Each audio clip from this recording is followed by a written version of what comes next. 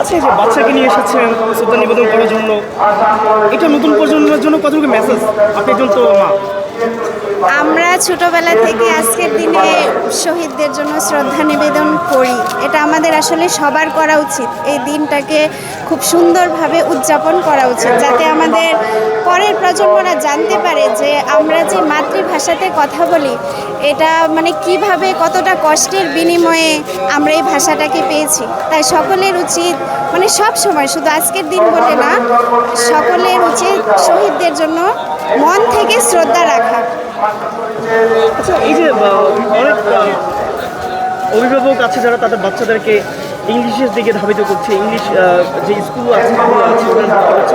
বিষয়টা কীভাবে দেখছেন? এটা কি ভাষার প্রতি অনীহা? এটা ভাষার প্রতি অনীহা না, আসলে মানে এই পৃথিবী উন্নতির দিকে যাচ্ছে। অনেকেই চায় বাংলাদেশ ছেড়ে মানে বিদেশে যাতে ছেলেমেয়েরা ভালোভাবে লেখাপড়া করতে, কিন্তু আসলে বর্তমানে লেখাপড়ার তো তেমন কোনো গুরুত্ব নাই। সেজন্য মনে হয় বাংলার চাইতে মানুষ মানে ছেলেমেয়েরা যাতে বড় হইতে হইতে বিদেশে পাঠায়, ইংলিশের উপর মানে জোর দিয়ে যেন তাদের ভবিষ্যৎটা ভালো হয়। তেমনভাবে বলতে গেলে বাংলাদেশে মানে এখন যা দেখতেছি পড়ালেখার উপর কোনো গুরুত্বই নেই।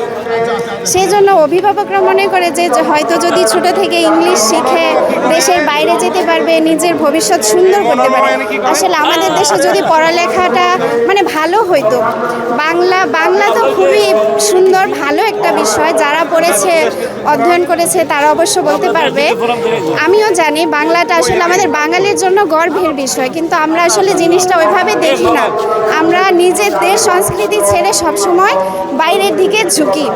তারও অনেক কারণ আছে, বাংলাদেশের পরিবেশ পরিস্থিতির জন্য এরকমটা হয় আর কি।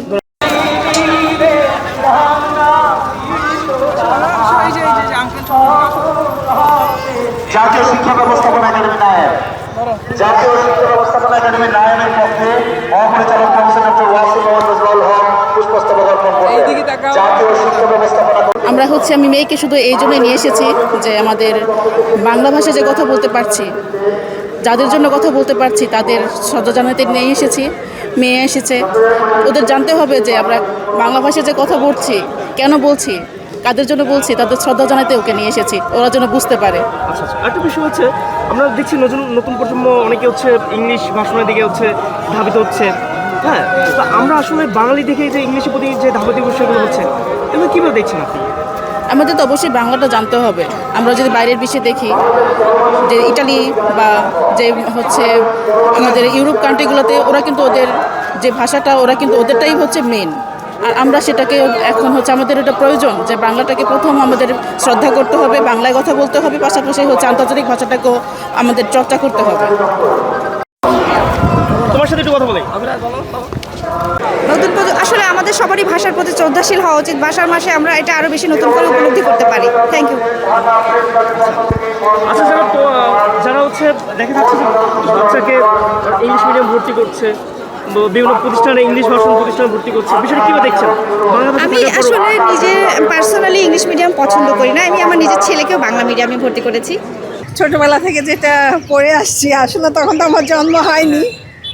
রফিক শফিক জব্বার বরকত সালাম, ওনাদের প্রতি শ্রদ্ধা।